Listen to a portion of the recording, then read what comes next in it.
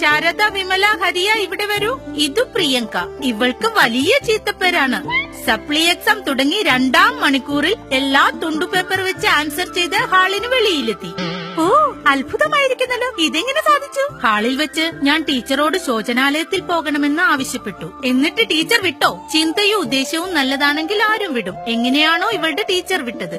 എന്നിട്ട് പുറത്ത് ശോചനാലയത്തിൽ പോയി തുണ്ടെടുത്തു തട്ടത്തിനടിയിൽ വെച്ചു. തിരിച്ചെത്തി പരീക്ഷ എഴുതി. ഓ, നിന്റെ ബുദ്ധി വിമാനമാണല്ലോ. വിമാനമല്ല, റോക്കറ്റ്. ഹാ റോക്കറ്റ്. അതാ ഗോപൻ സാർ വരുന്നു.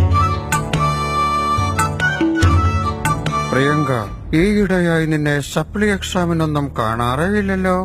ഹാ സാർ, ഞാൻ സപ്ലിയടിയൊക്കെ നിർത്തി സാർ. ഓഹോ, അങ്ങനെയോ? നിന്റെ രജിസ്റ്റർ നമ്പർ 11012100 അതല്ലേ?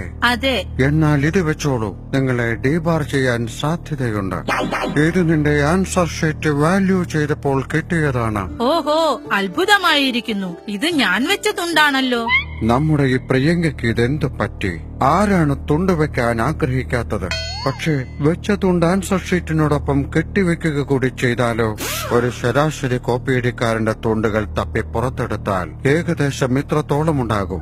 നിങ്ങളെ ഡീബാർ ചെയ്യാൻ അത് മതി. തുണ്ട് വെക്കരുത്. അഥവാ വെച്ചാൽ അതൊരിക്കലും ഒരു ആൻസർ ഷീറ്റിനോടൊപ്പം കെട്ടിവെക്കരുത്. ഒരു പക്ഷേ നിങ്ങൾ വലിയ വില കൊടുക്കേണ്ടി വരും. വലിയ വില. പൊതുജന താൽപര്യാർത്ഥം കോപ്പിയടിക്കാർ.